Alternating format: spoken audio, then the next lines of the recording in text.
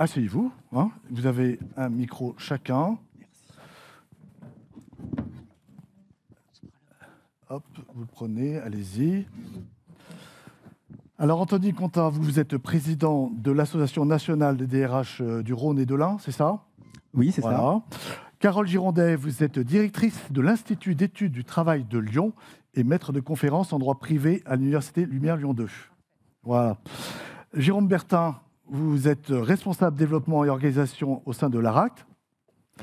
Et David Morel, vous êtes secrétaire confédéral CFDT, service vie au travail et dialogue social. Oui, c'est ça. Parfait. Alors, merci déjà à tous les quatre d'être là pour cette table ronde sur la mise en perspective, le dialogue social et attractivité de l'entreprise.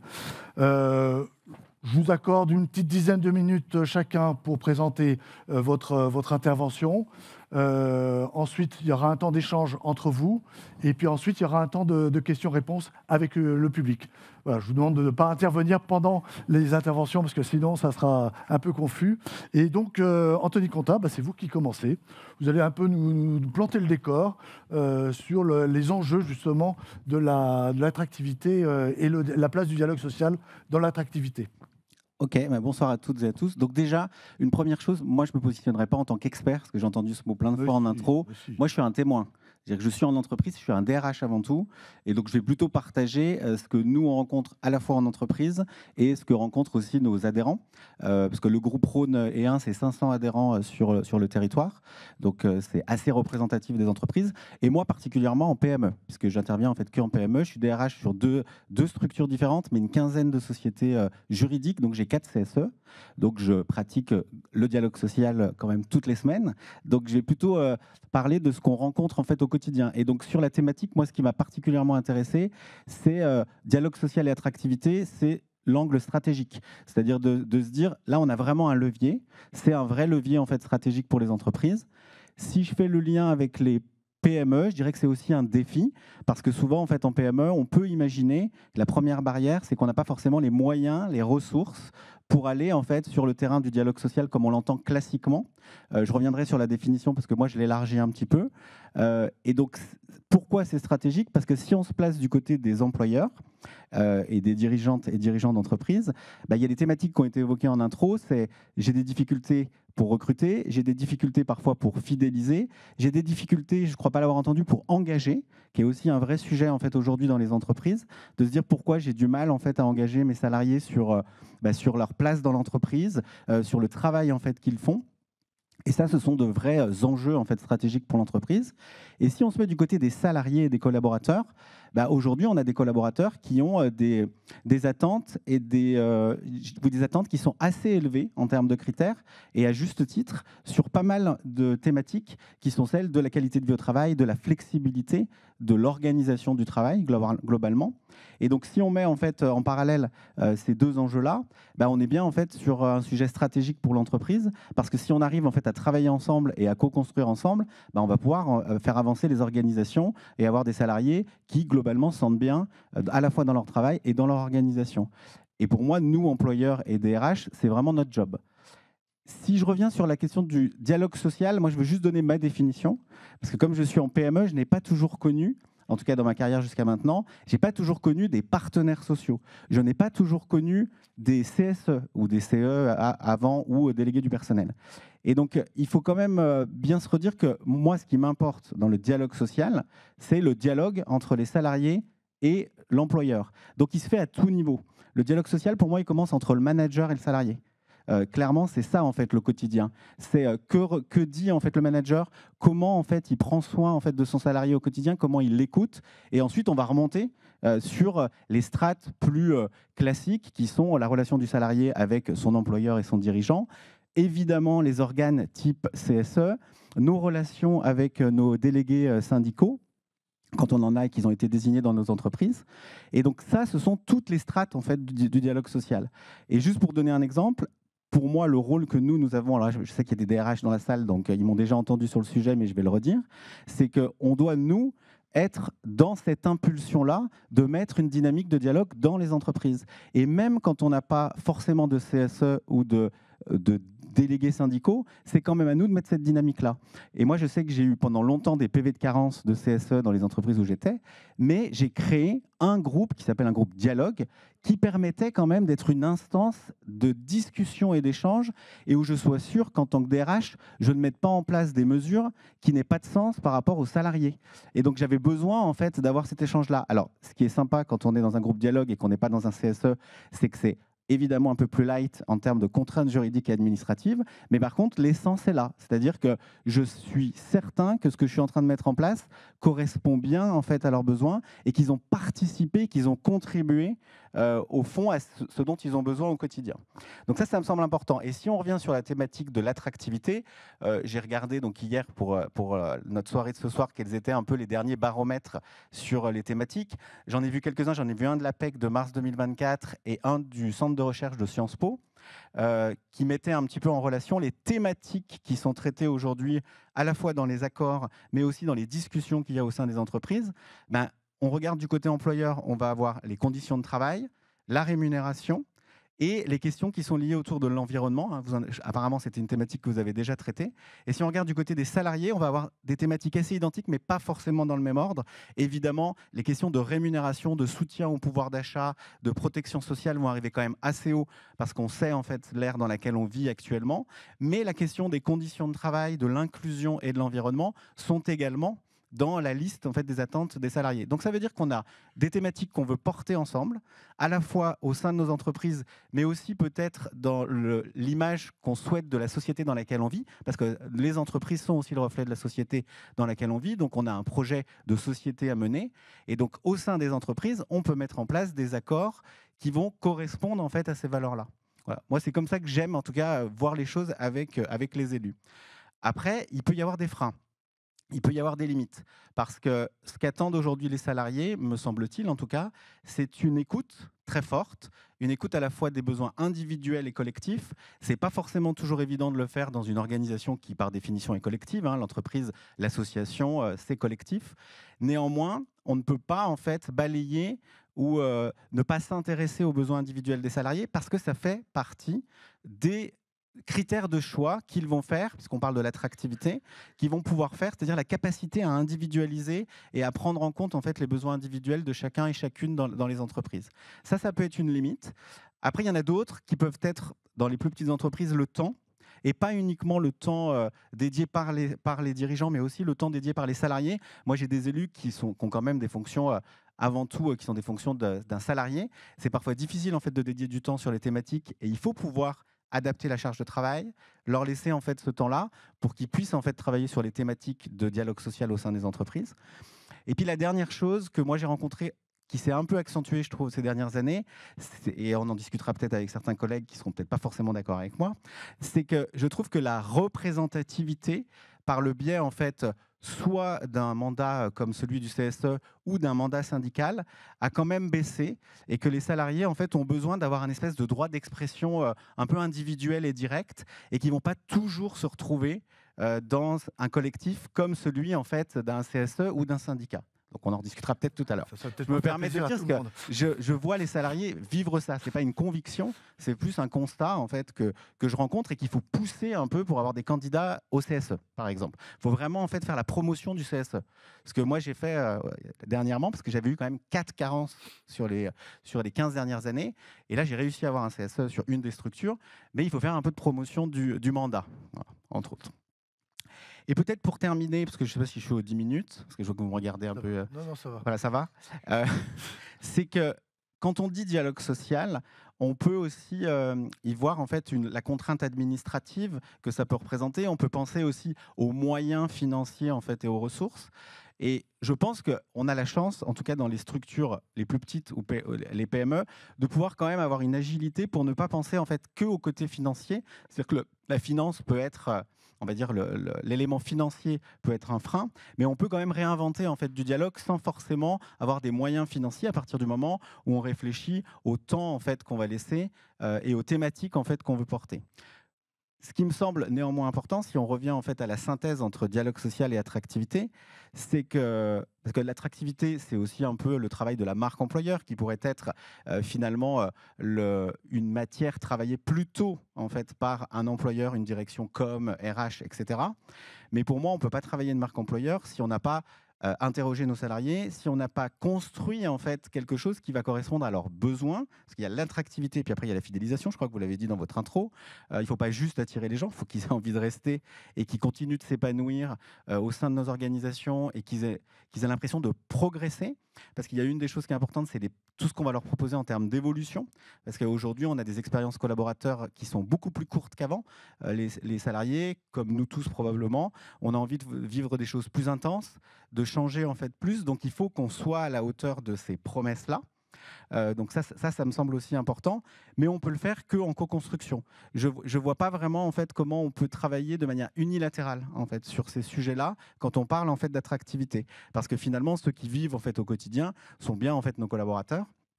Donc moi j'ai besoin de me nourrir de ça pour créer une politique RH qui soit une politique RH qui va me permettre d'attirer, mais qui va me permettre aussi de les faire rester, quoi, clairement. Après, il y a des conditions, et c'est peut-être là-dessus que je vais terminer, c'est que pour moi, les conditions, et là on se le répète souvent entre des RH au sein de notre association, c'est il faut créer un climat de confiance. C'est-à-dire que ce qu'on crée, en fait, et ça passe pas que par nous, ça passe par nos dirigeants, ça passe par les DRH bien sûr, mais ça passe aussi par les managers, parce que je reviens en fait sur cet élément extrêmement important, c'est que le premier niveau de dialogue et la première image en fait du salarié, peut-être d'une représentation de la direction ou du management, c'est quand même le manager de proximité. Donc il faut vraiment créer en fait ce climat de confiance qui est vraiment en fait une base solide.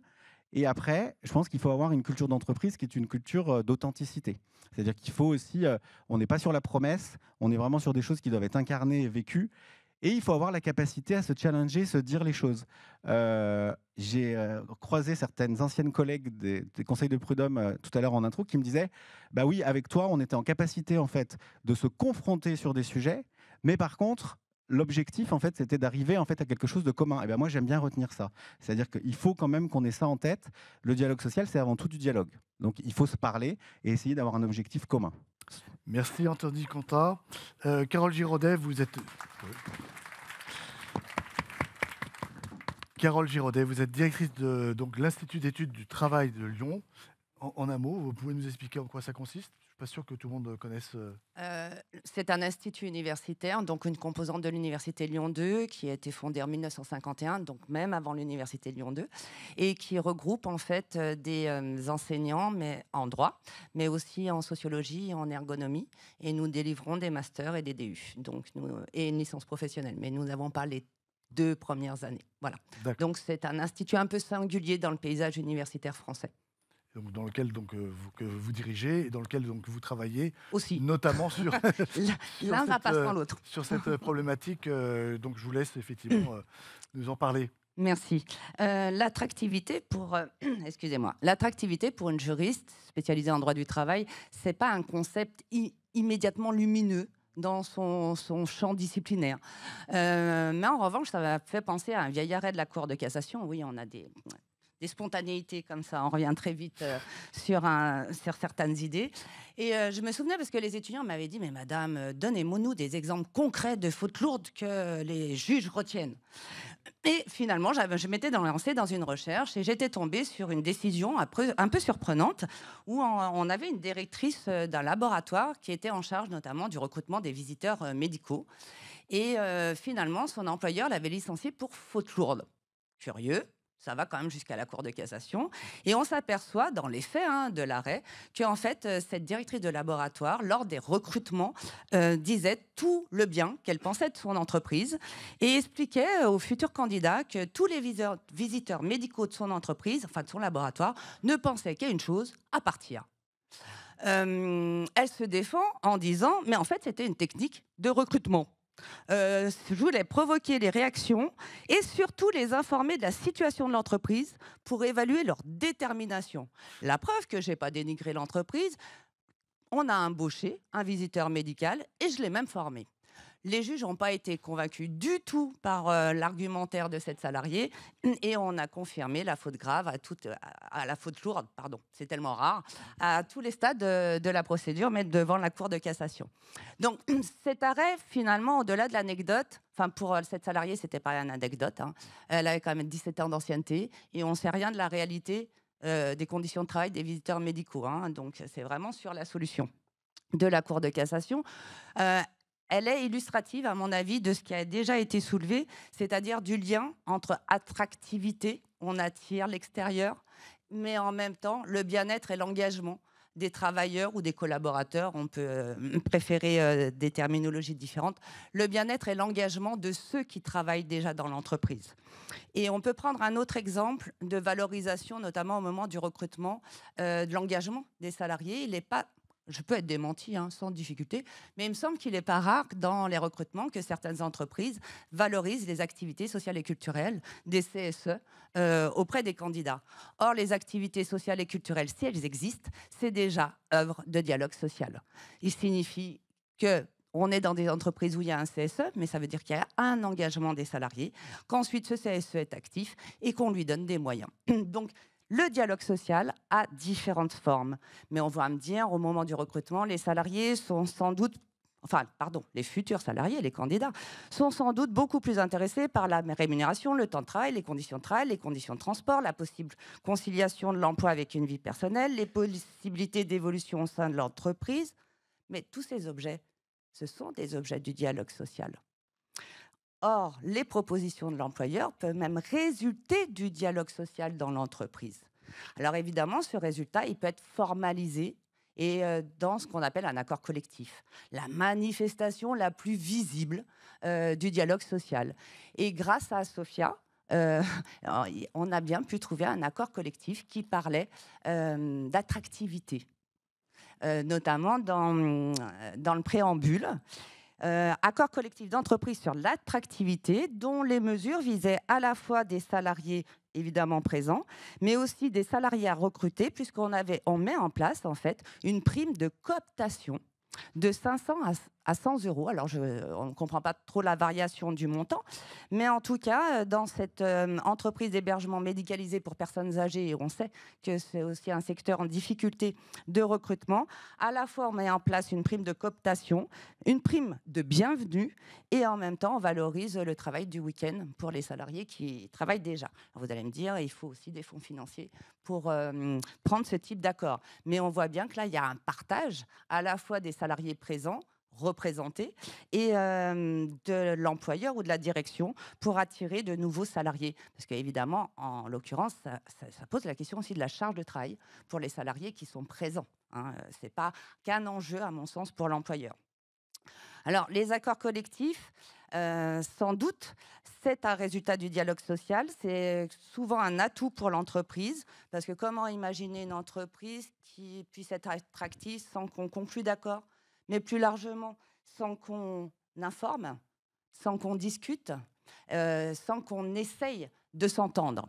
Donc, sans aucun doute, le dialogue social, sous toutes ses formes, est un atout pour l'attractivité. Mais il me semble, et là, je pense que peut-être on va se rejoindre au moins en partie, que si le dialogue social, et notamment l'accord collectif, soit un atout pour l'attractivité, on aurait tort de focaliser uniquement sur un des résultats du dialogue social, qui pour nous est important, juriste et même salarié et employeur, puisqu'on va créer des règles spécifiques à l'entreprise. En fait, on peut créer l'attractivité d'une entreprise par ses règles spécifiques. Alors, comme tout le monde a déjà en tête la semaine de 4 jours, j'y reviendrai pas. Mais en plus, là, les médias se focalisent sur ce type d'accord. Pour la marque employeur, je crois que c'est assez utile. Mais là encore, je pense que s'il y a dialogue, c'est qu'il y a au moins deux. Pour dialoguer, ce jeu, il se joue à plusieurs. Et donc, peut-être bien que l'attractivité d'une entreprise passe aussi par l'attractivité des représentants des salariés, soit des titulaires de mandat. Et je pense que l'un ne va pas sans l'autre, même si on peut discuter de l'expression directe et de la mise en place de l'expression directe et des groupes de travail. Mais j'y reviendrai peut-être dans un instant. Alors, attractivité par l'accord collectif, oui, sans doute. et on a des exemples d'accords collectifs attractifs. Pour autant, est-ce que c'est nouveau ? Est-ce que c'est une innovation ? J'ai envie de dire bravo, la belle innovation de 1982 qui alors fut éminemment critiquée. Comment pouvait-on obliger des gens à négocier ?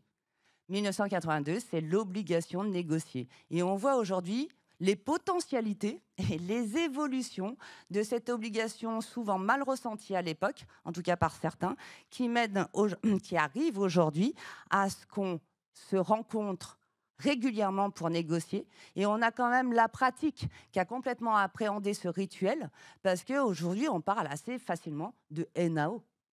On a le rendez-vous tous les ans sur la NAO, alors que la loi s'est beaucoup détachée de l'appellation NAO. On négocie plus obligatoirement tous les ans si on a décidé de négocier de façon plus espacée.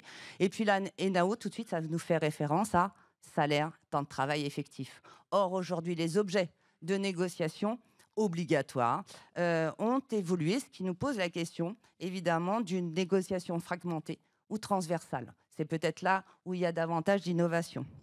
Alors, des accords attractifs, en termes de rémunération, on peut en trouver d'accords récemment conclus. On peut se poser la question, du coup, parce que pour des augmentations de salaire, est-ce qu'un employeur a nécessairement besoin de conclure un accord collectif ? Est-ce que finalement, les mesures qu'il entend prendre unilatéralement dans le PV de désaccord ne seraient pas suffisantes ? Donc, d'un point de vue juridique, si un employeur veut créer des avantages auprès des salariés, voire augmenter leur rémunération, évidemment, ça passe par une modification du contrat qui suppose l'accord des salariés, mais je connais peu de salariés qui s'opposent à l'augmentation de leur rémunération. Donc, ces types de négociations ne mériteraient pas nécessairement la conclusion d'un accord collectif. Or, c'est quand même la voie qu'on privilégie.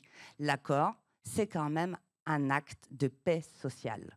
Et c'est un accord avec des représentants en général des salariés, ce qui veut dire aussi que les choix, ils sont partagés. En tout cas, le compromis est partagé. On peut regarder un accord, c'est pas si souvent, où on a décidé en fait d'augmenter que les bas salaires. En termes d'attractivité, c'est peut-être pas rien. Je connais pas la situation économique de l'entreprise, mais finalement, on a augmenté uniquement les bas salaires. Ce qui signifie qu'aussi, il va falloir communiquer sur cet accord auprès de l'ensemble des catégories socio-professionnelles de l'entreprise. Et peut-être qu'avoir conclu un tel accord avec des représentants des salariés de toutes les catégories socio-professionnelles, c'est quand même un élément qui peut faciliter la compréhension de cette décision. On a quand même beaucoup d'accords aujourd'hui qui ne vont pas uniquement focaliser sur des questions d'augmentation de la rémunération, même si on en parle, mais qui vont y mêler même, parce que c'est un petit clin d'œil par rapport à l'introduction, une dotation exceptionnelle au CSE sur les activités sociales et culturelles. Donc on peut se demander le lien avec la rémunération, mais alors, on ne fait pas... pardon, je reste en droit du travail, je ne fais pas du droit des cotisations de sécurité sociale, parce que ça pose des petites questions au niveau des URSSAF. Mais on peut aussi avoir des questions beaucoup plus transversales, salaire, mutuelle, prime, jours de congé supplémentaires, dans le même accord, avec, là encore, d'une augmentation de salaire ferme, c'est décidé, mais une prime de fin d'année, mais aussi un jour de congé payé d'ancienneté à partir de 5 ans. On revient au mot fidélisation, même si on trouve plus globalement la question de l'ancienneté. On peut avoir aussi salaire et évolution de carrière. Donc, des augmentations de salaire peut-être peu remarquables, mais l'accord se focalise, ou en tout cas prend pour objet les évolutions possibles de carrière et met en place des critères pour le passage au statut des cadres. Et puis, on peut avoir aucune augmentation salariale, mais des accords de prise en charge, notamment des jours de carence. C'est d'actualité, je suis fonctionnaire. Des jours de carence en cas d'arrêt maladie et des complétements de salaire pendant le temps de suspension du contrat. Donc, autant d'objets qui peuvent vraiment garantir une forme d'attractivité dans l'entreprise. Mais on voit quand même que ça reste d'abord un intérêt sur la rémunération. Or, l'attractivité, sans doute, passe pas uniquement par la rémunération, passe aussi par une organisation beaucoup plus transversale, notamment la question du temps de travail. La contrepartie de la rémunération, c'est le temps de travail effectif. Or, quand dans certains secteurs, mais contraints économiquement, il n'y a pas de jugement de valeur de ma part, mais quand dans certains secteurs, en fait, quand on fait une étude, une monographie, notamment le secteur de la sécurité privée, les accords collectifs de temps de travail organisent quasiment tous, quelle que soit la taille de l'entreprise, parce qu'on a vraiment des tailles très différentes d'entreprises dans ce secteur, en fait, organisent la disponibilité des salariés 7 jours sur 7. 24 heures sur 24. Ça ne veut pas dire qu'ils travaillent 7 jours sur 7 et 24 heures sur 24, mais qu'il faut qu'ils soient disponibles sur des délais éminemment courts sur cette temporalité.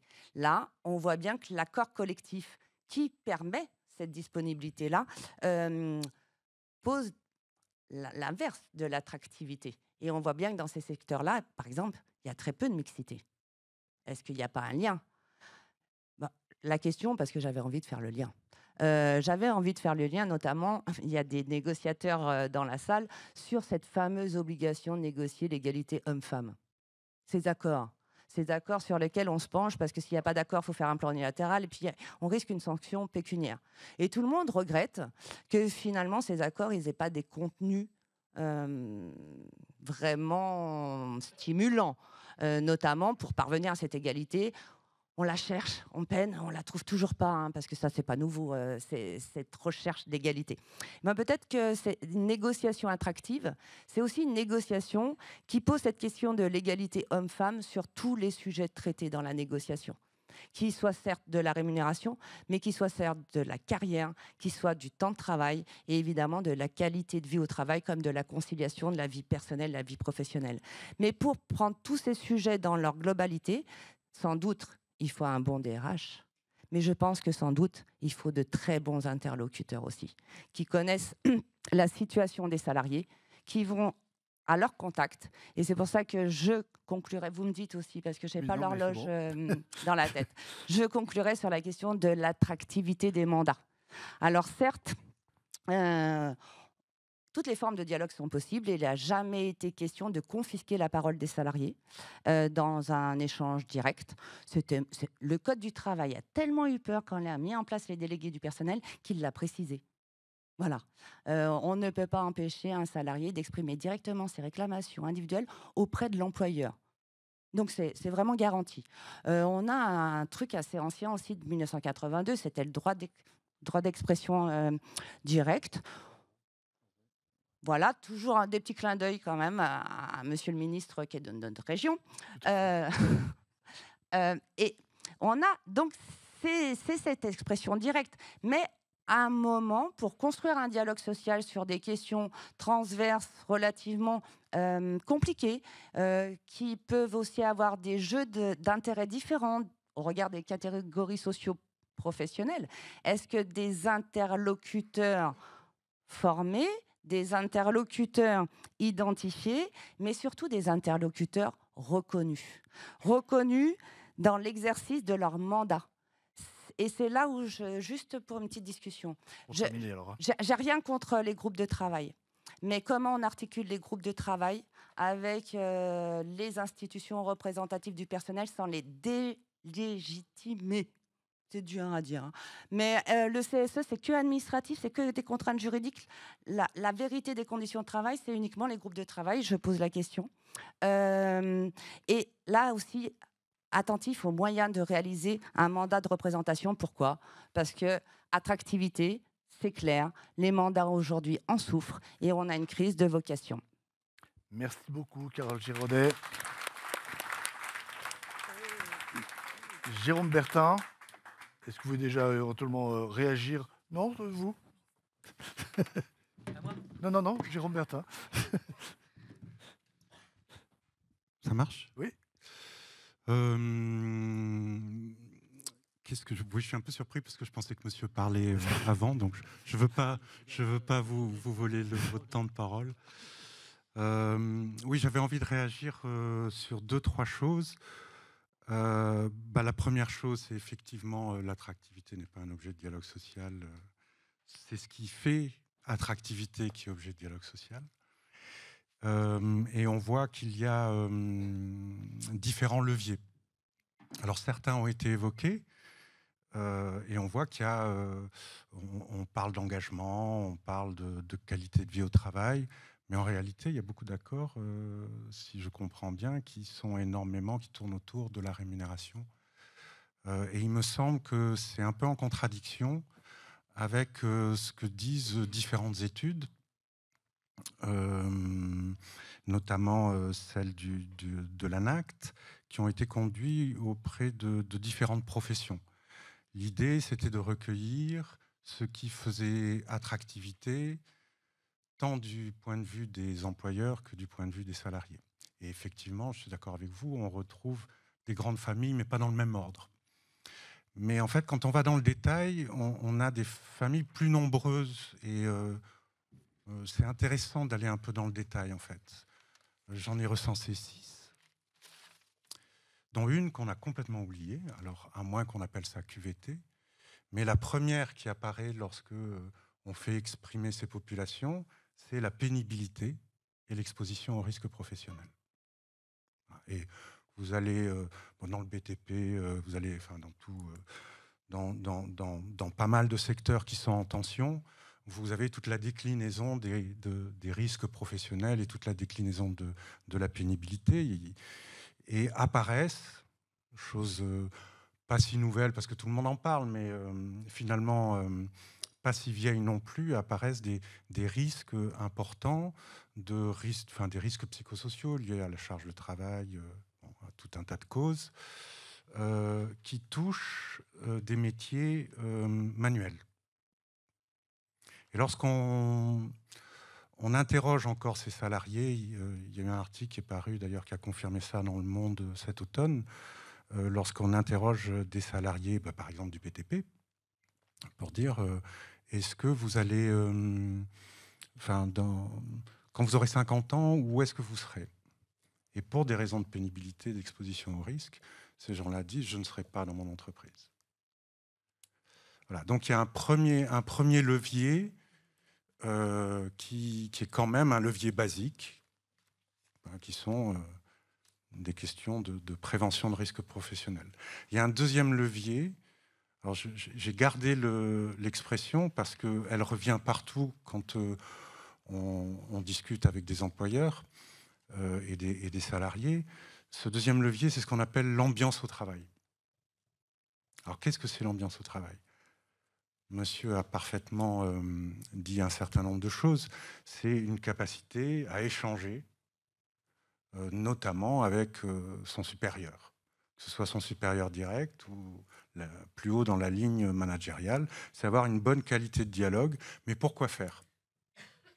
Pour dire ce qui ne va pas, pour essayer de négocier, j'en sais rien, mais en tout cas de porter à connaissance l'ensemble des aléas, l'ensemble des irritants qui empêchent le travail, et un travail intéressant. Un travail qui a du sens, parce que pour des salariés, un travail qui est de qualité. Mais c'est aussi la capacité de s'entendre avec les collègues. Alors, dans une équipe, on peut toujours envoyer ça à des questions individuelles. Ce n'est pas vraiment ça dont il fait référence. C'est plutôt la bonne coordination dans les projets, au sein de l'équipe et entre services. Et enfin, par ambiance au travail, c'est l'intérêt au travail qui revient un peu à l'engagement. C'est-à-dire beaucoup de choses autour de l'autonomie, autour d'un travail de qualité qui n'est pas empêché par tout un tas de choses qu'on n'arrive pas à résoudre, ni individuellement, ni collectivement. Ça, c'est le troisième levier, ou en tout cas le troisième frein, mais qui peut être un levier, c'est, vous l'avez cité, les perspectives professionnelles. Et là aussi, il y a deux choses. Évoluer dans son activité, avoir plus de responsabilités, diversifier son expérience, ses compétences, quelque chose d'intéressant. Mais aussi, c'est gérer sa pénibilité. On sait que dans certaines professions, à partir d'un certain âge, on sera cassé. Qu'est-ce qu'on va faire? Qu'est-ce que l'entreprise me propose pour ça? Est-ce qu'on peut poser la question de l'usure professionnelle et du maintien en emploi dans mon entreprise? Incidemment, ça me permet de dire que gérer les difficultés de recrutement, ou en tout cas l'attractivité, c'est certes s'attaquer au recrutement, à la fidélisation, mais aussi au maintien dans l'emploi, d'autant plus que la population professionnelle vieillit. Après, mais ça vient en 4e ou en 3e place, c'est les salaires. Et dans les salaires, c'est aussi les questions plus larges de reconnaissance. On a cité un certain nombre de leviers autour d'avantages sociaux. Voilà. Ce qui est très intéressant, c'est que quand on compare finalement dans ces études ou dans les interviews, les réponses dirigeants, réponses salariés, c'est que les dirigeants mettent le salaire en premier, là où les salariés le mettent en 3e ou 4e place. Donc en gros, ils disent à peu près la même chose, mais pas dans le même ordre. Donc ça interroge en même temps et sur le bien fondé de ces études quand on voit les accords qui sont passés. Mais bon, alors, en tout cas, on peut se dire que ces accords ne sont pas complets. Ils n'ont pas vocation à être représentatifs. Il y a un 5e levier, vous l'avez cité, donc je vais pas. C'est l'articulation vie privée, vie professionnelle, avec la gestion des temps, le télétravail, pourquoi pas les déplacements, il y a plein de choses autour de ça. Et le dernier, vous l'avez cité, c'est les enjeux sociétaux. Est-ce que mon entreprise assure des enjeux, par exemple, autour de la transition écologique? Mais il y a d'autres choses qui apparaissent. Dans certaines professions, bâtiments par exemple, les normes pour être vert imposent des process, des activités, des organisations de travail. Je ne vais pas les détailler, on pourra en discuter si ça vous intéresse, mais on commence à avoir un peu de recul maintenant, qui accentue la pénibilité. Est-ce que je peux poser ça dans mon entreprise? Dans l'agriculture, on voit que, ou dans l'industrie agroalimentaire, la question des circuits courts, il y a des très beaux projets en Auvergne-Rhône-Alpes qui travaillent cette question. La question des circuits courts pénalise, enfin augmente, ont un risque d'augmentation de la pénibilité. Pareil, on ne va pas citer la collectivité territoriale, mais des collectivités territoriales s'interrogent sur l'évolution du travail des jardiniers qui se transforme, qui évolue entre je passe la tondeuse à je suis quelqu'un qui va socialement créer un espace qui est à la fois vert et qui est aussi un espace de concertation citoyen. Voilà, bon. Donc on voit qu'en fait, il y a des tas de leviers et c'est assez difficile de les mettre dans des accords. Il y a des leviers qui sont mettables, si je puis dire, dans des accords. Il y a des leviers qui ne sont pas mettables dans des accords. Comment vous allez mettre dans un accord l'idée qu'il faut accentuer la qualité managériale? Où est-ce que vous allez négocier ça? Donc il y a des choses qui ne sont pas véritablement négociables. Et c'est là où je voudrais tirer le fil de monsieur qui disait « mais le dialogue de proximité est très important ». Je suis entièrement d'accord. Puisque c'est un levier d'avoir un dialogue de qualité avec son environnement immédiat, et c'est un levier très important, c'est le deuxième levier, ça pose la question de non pas comment on oppose dialogue de proximité et dialogue social institué, mais comment on les articule. Comment on peut arriver à danser ensemble. On voit dans des démarches QVT qu'on peut arriver à articuler. C'est-à-dire que, vous savez, l'ANI met en place des espaces de discussion sur le travail, blablabla, je ne vais pas vous la refaire, qui sont portés généralement par des encadrants intermédiaires, donc qui établissent un dialogue sur le travail, sur les conditions de travail, c'est-à-dire les conditions de réalisation d'un travail de qualité. Donc ils animent ces espaces-là, et on s'aperçoit que finalement ce qui revient de ces espaces-là sont des choses assez organisationnelles qui peuvent peut-être nourrir le dialogue social. De même, on voit que pour une démarche QVT, il y a souvent des accords de méthode qui sont placés, c'est-à-dire que les partenaires sociaux veulent être au centre de cette démarche QVT. Donc ils ne sont pas que bénéficiaires de ce que pourrait produire le dialogue professionnel, ils sont aussi garants que ce dialogue professionnel puisse se réaliser et garants du coup de pouvoir s'en nourrir. J'ai encore plein de choses à dire. Je n'en doute pas, mais il faut respecter le temps de parole des uns et des autres. J'ai vu, vous, David Morel, vous avez pris plein de notes sur ce qui vient d'être dit. Et donc, j'ai impatient de savoir un petit peu quelle est votre réaction justement par rapport à l'ensemble de ces interventions. Alors, ouais, il y a eu pas mal de choses de dites, des choses où on va être d'accord, des choses où on ne va pas être d'accord. C'est normal. C'est normal. Et c'est le dialogue social, et c'est justement la négociation. Et c'est comme ça que ça doit se produire. Et quand c'est dans une intelligence, c'est plutôt pas mal. Je ne sais pas si j'ai tout retenu, si j'ai tout noté, donc vous pourrez me reposer des questions après. Voilà, et je pourrais apporter des réponses si j'ai la réponse. J'ai envie de dire déjà pour démarrer, avant, quand on parle d'attractivité, en effet, l'attractivité, dialogue social, on ne trouve pas forcément d'accord. Quand on négocie dans une entreprise, on n'est pas en train de négocier, et peut-être qu'on a un tort. Peut-être qu'on a un tort, notamment dans les petites entreprises, en train de se dire, faut qu'on trouve un accord, faut qu'on trouve une méthode. Le dialogue social, c'est toi d'abord, c'est une méthode. Faut qu'on trouve quelque chose pour que notre entreprise soit plus attractive, parce que si elle n'est pas attractive, en général, elle ne fidélise pas. En général, c'est deux. Alors, elle n'est pas attractive pour plusieurs choses. L'interne, ça peut être l'interne, un problème de management, d'autres problèmes, pénibilité des métiers, rémunération, mais ça peut être aussi la localisation de l'entreprise. On n'a pas parlé beaucoup, on va parler d'aide sur logement. Je connais certains endroits, par exemple, où les loyers ont énormément augmenté et que les salariés, vu leur rémunération, s'éloignent. Et quand on a eu la crise Covid, notamment après la crise Covid, où l'emploi est reparti, les salariés ont trouvé des fois de l'emploi à côté de chez eux, moins de trajets, moins de frais. Pas parce qu'ils n'aimaient pas leur travail, c'est parce que des fois, il y a des contraintes ou moins de fatigue qui permet de voilà. Donc, quand on parle d'attractivité, on parle tout. Moi, je pense qu'il faut déjà repartir...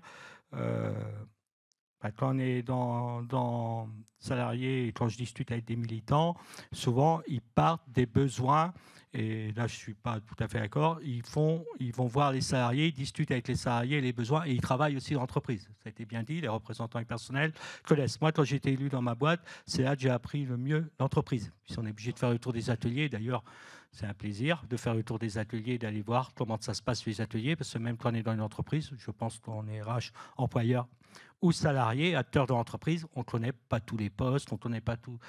Là aussi, il y a une pénibilité, on ne connaît pas tout là-dessus. Donc, déjà, il faut partir. Nous, moi, je sais je pense que je ne serai pas contredit par les représentants du salarié, partout où je passe, on parle de pouvoir d'achat. Les salariés, aujourd'hui, il y a eu le problème inflationniste, tout ça. Il y a eu les branches qui n'ont pas suivi sur la négo de salaire. Souvent, les entreprises non plus. D'ailleurs, à la CFDT, on a une caisse d'action syndicale. Elle n'a jamais été autant utilisée que les années passées parce que le premier conflit dans les boîtes, échec de dialogue social, ça arrive. Je dirais pas parce que c'est une mauvaise boîte, mais échec de dialogue social, conflit. Donc, des fois, souvent, c'est la grève. C'est la dernière solution que les salariés trouvent. Eh bien, elle n'a jamais été autant utilisée pour les jours de grève pour nos adhérents. Donc, on a bien vu là que quand même, c'était la première préoccupation, les NAO, et c'est ce qui est le mieux connu quand on est représentant du personnel. Et franchement, c'est où que aussi l'employeur a souvent l'oreille la plus attentive. Quand il parle des fois de logement, d'égalité pro, tout ça, de jours en moins, voilà, moins attentif. NAO, c'est entré depuis des années. Le NAO, c'est obligatoire, on le fait.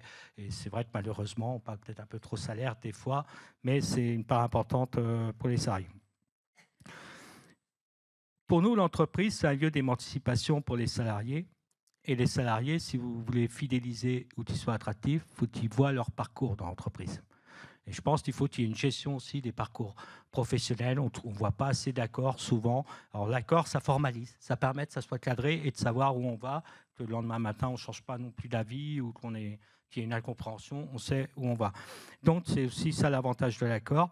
Et que ça soit aussi bien pour, on parlait des représentants du personnel, que certains voulaient plus investir représentants du personnel.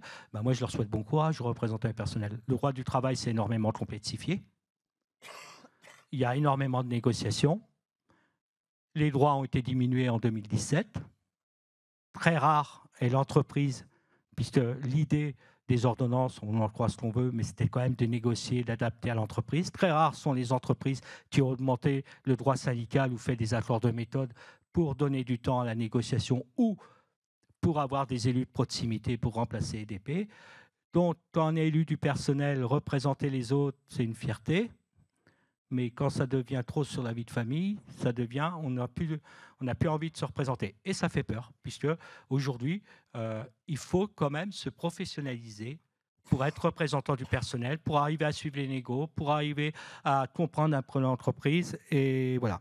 Donc, il y a toute la reconnaissance des salariés, et je profitais, puisqu'il y avait une intervention sur le représentant du personnel, de mettre le représentant du personnel.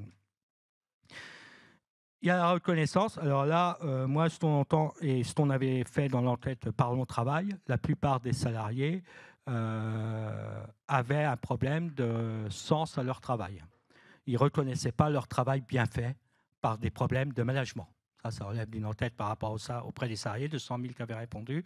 Là, je pense qu'il y a des choses à travailler sur le management, sur le sens au travail et surtout du travail bien fait. Un salarié aime son travail, aime bien le faire, ce n'est pas toujours le cas. Il n'y a pas de négociation, je ne vois pas comment on fera une négociation sur les managers. Mais là, je pense que les représentants du personnel sont importants. Poser une alerte quand il y a un problème d'un manager, ça peut arriver. Hein, voilà. Poser une alerte en CSE ou quand il y a un problème de conditions de travail, ça peut se faire. Et c'est là aussi que les institutions, et ça ne se fera pas dans un groupe ad hoc de salariés. Il faut que ça se fasse même juridiquement par rapport. Donc, il y a un problème. Et il y a tout le problème des. Je vais essayer d'aller vite. Hein, il y a tout le problème des conditions de travail, en effet, la pénibilité. On n'en parle pas, parce que c'est un gros mot pour la plupart. Mais nous, on en parle toujours. Il y a des choses qui se passent en ce moment. Essayer de faire avancer, toujours avancer ce critère. Comment on travaille à pénibilité et le maintien dans l'emploi. Tout le monde se rappelle de 2023. La plupart des salariés vont travailler 2 ans de plus. On sait que les seniors, il y en a beaucoup qui ne sont plus en emploi quand ils arrivent à l'âge de la retraite. Comment on les maintient en emploi? Ce n'est pas de leur dire de travailler, c'est où ils peuvent travailler, comment ils peuvent travailler. On sait très bien que des fois, certains ne peuvent pas reprendre n'importe quel boulot ou garder tout le boulot. Et il y a une chose qui a beaucoup changé, notamment par rapport à... Toi, il y a eu la crise Covid et tout, c'est la conciliation vie pro, vie perso. De plus en plus de militants et d'entreprises commencent, et nous, au niveau de l'UDES, parce que je suis négociateur aussi au niveau de l'économie sociale et solidaire, là, on est en train de travailler sur la parentalité, la dépendance aujourd'hui. De plus en plus, on s'occupe de personnes dépendantes. Comment, à un moment, on peut aussi... On a porté le CETU, ça a été négocié de certaines organisations, aussi à avoir un moment où on travaille plus ou qu'on travaille moins. Ça, c'est une demande des salariés. À un moment, peut-être travailler un peu moins, pas parce qu'on a envie de travailler un peu moins, parce que notre vie perso, soit par contrainte ou soit par envie, permet de travailler moins. Et tout ça, c'est vrai que c'est des contraintes pour l'entreprise, mais il faut que ça se travaille dans l'entreprise et que ça soit négocié, je pense, au moins... discuter. Il y a tous les horaires atypiques, voilà. Et j'y reviendrai plus tard, mais il y a aussi les salariés aujourd'hui, ça remonte beaucoup, veulent s'exprimer. Et là, je vous rejoins. Il ne faut pas que ça se fasse n'importe comment. Ils ne souhaitent pas s'exprimer non plus n'importe comment, parce que quand on s'exprime, on veut être écouté et on veut que quelque chose arrive derrière. Beaucoup, des fois, se sont exprimés dans des groupes de travail, et des fois, derrière, ce n'est pas mis en œuvre. L'accord permet de le mettre en œuvre, par exemple, si je vais dans une manière un peu plus jolie. Là, je vais arriver sur le dialogue social. Le dialogue social, c'est quoi déjà? C'est quoi? Voilà, parce qu'il y a autant de définitions qu'on peut dire. On va discuter en IRP, on fait du dialogue social. On discute avec des salariés, moi j'ai entendu ça, de certains employeurs à la machine à café, on fait du dialogue social. On discute, voilà. Moi je dis qu'on discute, c'est bien, il faut discuter. Un employeur discute avec ses salariés, ils disent bonjour, ça c'est super. Je ne suis pas sûr de faire du dialogue social quand on discute avec un salarié, même si on discute 2-3 mots de son travail, puisque pour avoir aussi un dialogue social, il y a aussi, on a quand même un lien de hiérarchie, employeur-salarié. Donc, le lien de subordination, théoriquement, je dis bien théoriquement, quand on est élu du personnel, quand on est en mission, il est plus là. C'est un peu plus facile de s'exprimer devant aussi l'employeur. Eh bien, il n'est pas uniforme. Et suivant la taille, parce que là on a beaucoup entendu parler d'IRP ou pas d'IRP, mais suivant la taille de l'entreprise, si vous avez 10 salariés, ou si on a 20, si on a 50, ou si on a 1000, eh bien c'est pas forcément le même dialogue social. En général, on ne va pas se le mentir, dans les grosses entreprises, il y a déjà une habitude de dialogue social, il y a déjà des choses qui se sont passées, il y a souvent des services RH qui sont formés. C'est là souvent qu'il y a le plus d'accords. Pas toujours les meilleurs, mais c'est souvent là qu'il y a les accords. C'est un bon accord aussi, après on pourra peut-être y revenir, mais voilà. Il y a déjà une habitude, il y a déjà des contraintes aussi, plus de 300, 1000 salariés, il y a des contraintes. Donc il y a tout ce qui est les petites et moyennes entreprises. Eh bien, je vois ce qui se fait à l'Observatoire, c'est très bien. Je vois ce qui se fait dans les CPRI, dans les CPRIA. Vous savez qu'aujourd'hui, eux ne votent pas pour des représentants du personnel. Eux, aujourd'hui, ils sont en train de voter là, pour des cycles. Enfin, voilà, c'est les élections juste au 9 décembre. Donc, je fais un appel à ceux. Faites voter les salariés. Eh bien, eux, ils n'ont pas de représentants. Et eux ne se retrouvent pas forcément. Comment on fait un dialogue social? Il faut que j'avance peut-être, non? Oui, il faut même conclure là. Ouais, d'accord. Eh bien, pour conclure, parce que je n'arrive pas tout, c'est quoi le dialogue social? Eh bien, c'est un consensus, une innovation et une contrepartie. Pourquoi je dis ça? Le consensus, c'est le compromis, c'est ce qu'on peut trouver ensemble. L'innovation, c'est souvent avoir des choses nouvelles. Je sais qu'aujourd'hui, il y a un accord qui se fait, par exemple, pour une semaine de plus de congés. Il y a des choses qui se font même dans des métiers en tension, ce n'est pas souvent l'habitude. La contrepartie, c'est des fois, il faut accepter. On dit, non, on ne peut pas donner plus, l'entreprise ne peut pas donner plus. On s'aperçoit, tout d'accord, il y a une contrepartie. Et la chose pour finir, nous, sur le dialogue social, on parle de dialogue professionnel. Les salariés, en effet, ont le droit de s'exprimer, veulent s'exprimer, il faut qu'ils s'expriment.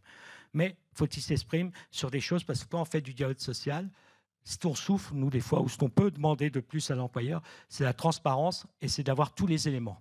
D'ailleurs, dans certaines entreprises, on désigne des experts parce qu'on veut comprendre, avant de négocier quelque chose, comment ça se passe dans l'entreprise et comment ça peut être fait en entreprise. Donc, aujourd'hui, on parle de dialogue professionnel, mais c'est vraiment sur l'activité et il ne peut pas se substituer au dialogue social. C'est parce que moi, souvent, ça m'érisse un peu, quand j'entends dire « nous, on fait du dialogue professionnel, on n'a pas besoin de dialogue social ». Eh bien non, ce n'est pas la même chose. Le dialogue professionnel, il faut qu'il existe et il doit exister. Moi, je pense même qu'il y a un bon dialogue social, mais c'est comment on le met en place et surtout dans le respect après des règles du dialogue social. Je vais m'arrêter là. Merci beaucoup, David Morel. Moi, qu'on puisse dire, c'est que tous les quatre, vous êtes passionnés par le sujet. Je crois que Carole Giraudet, vous vouliez réagir tout à l'heure. Non, je voulais simplement... C'est pas une étude exhaustive, d'accord. Voilà, c'est un échantillon pour construire l'intervention. Est-ce qu'il y a des propos qui vous ont, sur lesquels vous... Je ne sais pas si je me suis mal exprimé ou si on ne m'a pas bien entendu. Voilà, vous avez fait exprès. Merci. Quand je parlais d'un groupe, c'est effectivement pas du tout un groupe de travail. Et c'est bien dans le cas où il n'y a pas de CSE parce qu'il y a une carence et que pour moi, ce n'est pas satisfaisant de ne pas avoir d'instance. Donc ça ne peut exister que s'il n'y a pas de CSE. Et donc le groupe dialogue a permis en fait aux salariés de commencer à prendre la position de décision, puisqu'on leur donnait de vraies décisions à prendre, ce qui a permis en fait l'arrivée d'un CSE cette année et la disparition du groupe, puisqu'en fait il n'a plus de sens maintenant. Mais l'idée c'était bien en fait, c'était pas de prendre la place ou que ça soit en parallèle et surtout pas un groupe de travail, là je suis d'accord, parce que c'est pas du tout ça n'a pas le même objectif, mais c'était bien une instance de décision, mais qui était informelle, puisque PV de carence, donc pas d'instance, donc il faut quand même faire parler les salariés et les laisser en fait contribuer à la décision. Voilà, je voulais juste préciser ça. Juste pour mettre un petit complément, ouais, parce que c'est une continuité. C'est vrai, vous faites bien de le dire. Souvent, les représentants personnels, d'ailleurs, on vient de signer un ANI, là. Je ne sais pas si vous avez vu passer sur l'accord sur le dialogue social qui supprimerait les 3 mandats. On demande au gouvernement, s'il respecte cette ANI, de supprimer les 3 mandats parce que c'est bien une continuité, le dialogue social. Et c'est bien au fur et à mesure. Là, je connais une entreprise dans la région qui sont en train de négocier un très bel accord sur l'égalité pro. On en voit très rarement. Il y en a très peu. Quand vous prenez le bilan, moi je fais partie du bilan de la négociation collective au niveau national, l'égalité pro, c'est vers la fin, les accords. Le nombre d'accords, c'est très peu. Et quand je vois des accords comme ça, mais ça fait des années qu'ils en négocient et qu'ils l'améliorent, je me dis heureusement qu'il y a une continuité dans ces mandats, justement pour arriver à des bels accords comme ça. D'autres réactions par rapport à ce qui vient d'être dit? Oui. Sans vouloir focaliser sur le groupe de travail, mais je trouve que c'est une technique très répandue en ce moment dans les organisations, où justement on ne pense pas toujours à l'articulation, sans discréditer du tout l'expression, peu importe l'appellation qu'on donne à ce moment, ce groupe, où on ne réfléchit pas non plus nécessairement suffisamment à qui va le constituer. Et du coup, on peut avoir une pluralité de points de vue, où je connais certains employeurs qui incitent aussi leurs représentants du personnel à faire partie du groupe de travail, mais après, les casquettes, ça peut être relativement complexe. En revanche, une innovation d'un accord collectif qui est à saluer, c'est une petite entreprise de la région qui avait instauré des causeries. Donc c'est un CSE sans personnalité morale, hein, c'est une petite entreprise, et l'employeur avait accepté sur le temps de travail des causeries tous les 15 jours entre les salariés volontaires évidemment et leurs représentants, et ça a très bien fonctionné. Donc l'appellation peut être variée. Alors, je propose maintenant donc, au public de pouvoir poser des questions. J'imagine qu'il va y en avoir un certain nombre. Et donc, un micro va circuler avec Alice. Il y a forcément des réactions, moi. Bertrand Fialip. Oui, pour peut-être compléter votre échange sur la question du dialogue social et on va dire de la négociation telle qu'elle a été mise en œuvre récemment. Donc c'est vrai qu'il y a quand même un article dans le Code du travail qui est l'article L2232-29 qui fixe la méthodologie de négociation avec les CSE. Et dans cet article, on a 4 grands principes: indépendance des négociateurs, élaboration conjointe de l'accord, hein, c'est-à-dire que ce n'est pas un accord tout fait qu'on met entre les mains du CSE en lui disant tu signes. 3e principe, concertation avec les salariés. Hein. Donc c'est quand même, et le 4e, c'est la capacité à contacter les organisations syndicales. Mais vous voyez, sur cette articulation du dialogue social avec des instances au niveau d'un CSE et la concertation avec les salariés, il y a bien une piste et il y a bien quelque chose à aller chercher en termes d'éclairage sur l'attractivité d'entreprise en général, si on parle de ce sujet. Merci beaucoup. Dominique Vendrose. Oui, c'est pas vraiment une question. Je pose rarement des questions. C'est plutôt une réaction en fait à ce que j'ai pu entendre sur 2 points. C'est un sur ça a été dit, hein, le sujet de l'attractivité. Ça peut être un sujet attrape-tout.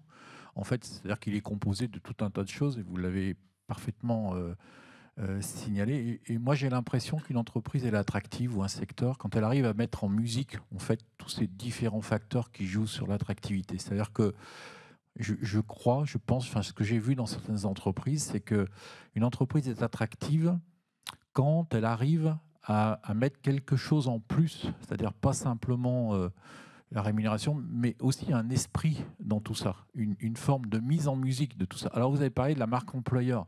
Alors, moi, je me méfie de ça. C'est comme à un moment la RSE, c'est que des fois, on voit là-dedans des grandes déclarations qui correspondent à rien, que vous avez ensuite tempéré en disant il ne s'agit pas de faire des promesses, il s'agit de faire des actions et de...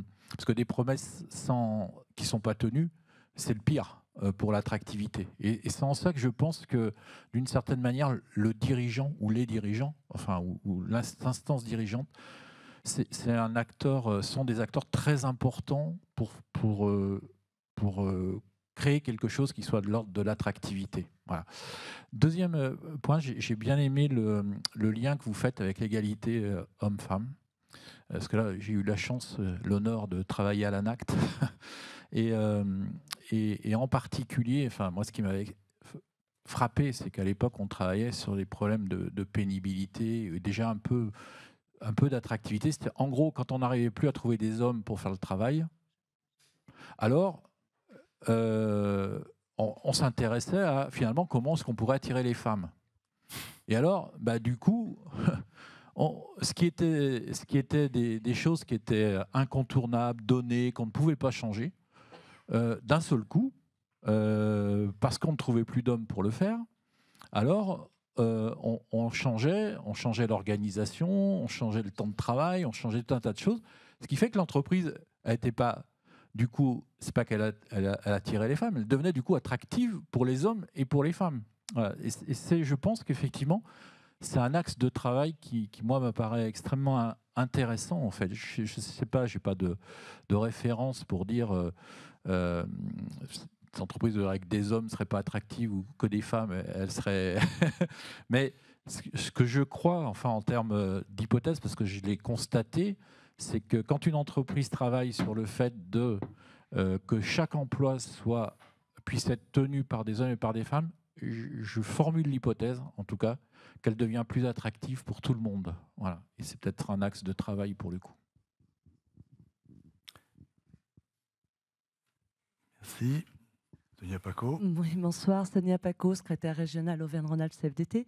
Moi, je voulais revenir sur la notion de dialogue social territorial qui a été évoquée, parce que, bon, vous avez évoqué les contraintes de l'entreprise et comment percevez-vous l'idée, notamment pour des PME qui seraient regroupées sur le même bassin d'emploi, de pouvoir effectivement travailler plutôt sur la base du territoire, avec l'objet du dialogue social, par exemple, pour trouver des solutions et progresser sur des questions de mobilité.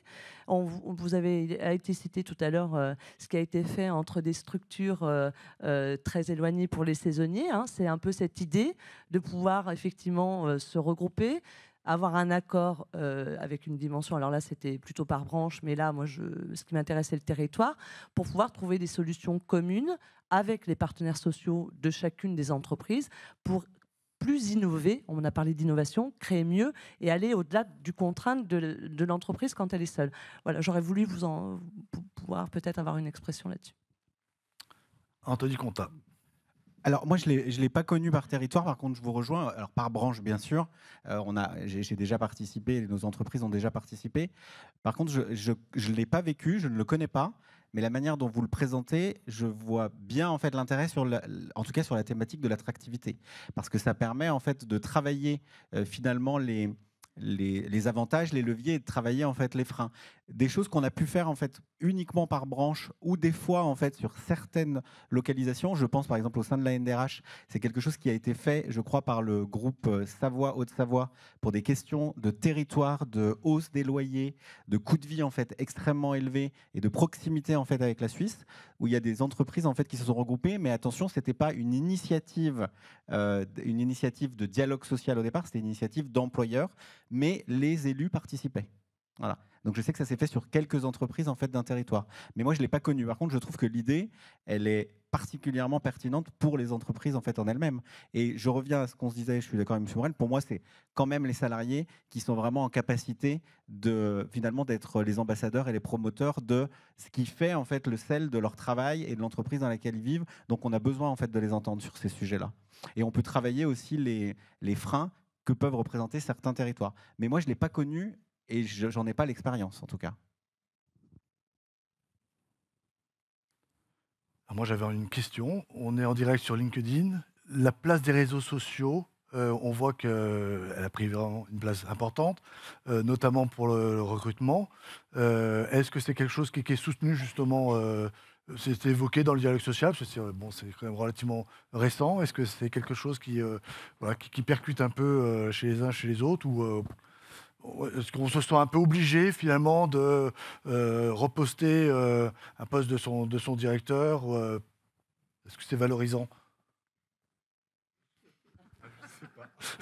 Bon, moi, je vous dis le discours que je tiens auprès des dirigeants, là, pour le coup, pas vraiment des salariés. C'est que pour moi, en fait, si on prend LinkedIn, qui est le seul que je connaisse, qui est un réseau professionnel, les comptes sont personnels, même s'il y a une image en fait professionnelle, et donc il doit y avoir une liberté totale en fait du salarié sur la gestion finalement de ce qu'il va communiquer, s'il a envie de poster, pas reposter, republier. On ne peut pas, me semble-t-il, demander à nos salariés de reposter en fait des choses pour mettre en avant l'entreprise. Il faut que ça se fasse naturellement, d'où on fait le lien avec l'engagement, le sens de la place en fait dans l'entreprise. Mais enfin moi, j'ai pas d'injonction ou d'attente sur ces sujets-là, que je regarde pas vraiment d'ailleurs. Moi non plus, mais en travaillant la séance d'aujourd'hui, j'ai découvert que ce réseau social, justement, créait un baromètre d'attractivité des entreprises au regard de l'usage par les salariés de ce réseau social, au regard, justement, des annonces de recrutement ou des postes et des repostes. Donc, ce réseau-là, en revanche, délivre un baromètre d'attractivité des entreprises au regard des usages. Merci. D'autres questions? Oui.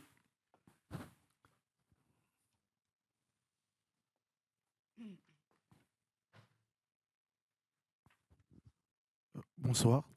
Bonsoir. Je m'appelle Francis Edzinga. Je suis chargé des relations sociales en alternance chez Solvay. Et ma question, c'est au niveau des conflits intergénérationnels. Aujourd'hui, en entreprise, on remarque qu'il y a 4 générations en entreprise. Et comment peut-on rendre dans une entreprise attractive pour toute cette génération?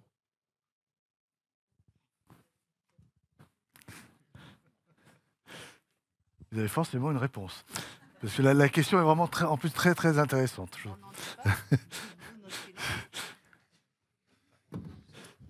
On ne peut pas répondre comme ça, évidemment. Non, mais dans la poursuite, j'imagine que j'ai fait allusion tout à l'heure, la jeune génération là, qui vient d'arriver a forcément bousculé un peu l'ordre établi du dialogue social, avec quand même finalement des attentes qui sont très différentes, effectivement, de la génération ou des générations plus anciennes. Et on voit qu'aujourd'hui, l'attractivité, finalement, ça ne leur parle pas forcément, puisqu'on les voit souvent partir au bout de 2-3 ans. Ils partent dans une autre entreprise, ils partent en voyage, ils partent... on voit beaucoup, non, mais oui. On constate... En fait, je ne sais pas si ça va répondre à votre question. L'ANACT, complètement. Là, je prends le point de vue de l'ANACT, qui a fait une étude, mais qui date d'avant Covid, donc il faut prendre ça peut-être avec prudence, sur justement les différentes attentes des générations. Et la conclusion de cette étude, ou de cette recherche, c'était qu'il n'y en avait pas. Que vous soyez jeune ou vieux, vous n'avez pas envie de vous fader de la pénibilité, vous n'avez pas envie d'être exposé au risque. Que vous êtes jeune ou vieux, vous avez envie d'avoir des parcours professionnels intéressants. Que vous soyez jeune ou vieux, plutôt, vous avez envie d'avoir des rémunérations intéressantes, etc., etc. En revanche, ce qui peut changer, c'est peut-être la pondération des leviers, d'une part, et puis peut-être la volatilité plus grande, je dis bien peut-être, des nouvelles générations, ou en tout cas des gens qui ne sont pas aujourd'hui en charge familiale importante. Je ne sais pas s'il ne faut pas faire ce distinguo. Génération, situation familiale, j'en sais rien. Est-ce que la personne qui veut voyager partout, qui passe un an à 23 ans, sera aura les mêmes réflexes à 45 ans, je ne sais pas. Mais donc il y a une question de pondération peut-être, et peut-être la question des parcours est plus importante dans les jeunes générations, ou la question, on va dire, des enjeux sociétaux plus importants, j'en suis même pas sûr. Ce que je sais, et ce que nous savons, c'est qu'il y a un rapport au travail un peu global qui a changé. C'est-à-dire que le travail n'est plus la centralité, c'est un moment de vie. C'est une période de la vie. Là où peut-être, je dis bien peut-être, on avait... la vie des vieilles générations, moi je ne sais pas trop ce que ça veut dire au regard de ces croyances, était plus obsédée par un travail et non pas par un parcours de vie. Voilà, mais ce que l'on sait, c'est que ça ne change pas. Personne n'a envie d'être éborgné, unijambiste, d'avoir des TMS partout, quel que soit son âge. On est bien d'accord. David Morel. Je suis assez d'accord avec ce qui a été dit. je pense que ça fait aussi partie de comment on intègre les jeunes générations qui arrivent. Enfin, j'ai beaucoup parlé de gestion, enfin j'ai parlé de la gestion des parcours professionnels, et ça c'est important, fallait adapter le management parce que ça bougeait dans les entreprises. Maintenant, c'est comment aussi on intègre les salariés, et ça c'est un travail de l'employeur, mais voilà, des représentants du personnel aussi, et des salariés, comment on intègre une nouvelle génération qui arrive. Parce qu'en fait, c'est pas d'aujourd'hui les nouvelles générations qui rentrent dans les entreprises. Ça s'est toujours produit. C'est voilà, maintenant on se dit là les nouvelles générations qui arrivent aujourd'hui dans le monde du travail. On a beaucoup parlé que les jeunes voulaient être en CDD. Il y a des études qui sortent que ce n'est pas forcément vrai, qui réclament aussi un CDI. Il y aura certains qui veulent pas rester en entreprise parce que c'est pas le métier qu'ils ont choisi ou comme ça, qui feront des CDD. Mais c'est plus souvent des CDD qui sont pris en remplacement, donc d'autres qui sont contraints, voilà, pour repartir, que des jeunes qui ne souhaiteraient pas être embauchés. C'était une fausse idée souvent de dire les jeunes veulent travailler en CDD, ne veulent plus de CDI. Et les dernières études sembleraient que ce n'est pas vrai. Anthony Contat, vous concluez? Non, mais alors, moi, je suis vraiment d'accord. Dans les études qu'on a fait, nous, à la NDRH, il n'y a pas de différence en fonction des générations sur les attentes. C'est-à-dire que les attentes, en fait, elles sont quasiment les mêmes. Et je pense que, moi, la réponse que je ferai au monsieur, c'est plutôt de se dire, passons par la question de l'inclusion et par la question en fait de l'acceptation de la différence et de la diversité, que ce soit l'âge par exemple. Et quand on est dans une entreprise où on a mis une culture en fait d'inclusion, ça facilite quand même beaucoup la capacité à travailler. Alors si on prend votre exemple de 2, 3 ou 4 générations différentes, parce que dans le mode de travail, dans l'acception en fait de l'autre, il y a en fait la capacité à aller chercher le terrain commun avec quelqu'un qui est différent. Et moi, je crois que c'est ma réponse en fait sur la question intergénérationnelle, mais qui serait en fait la même sur d'autres thématiques.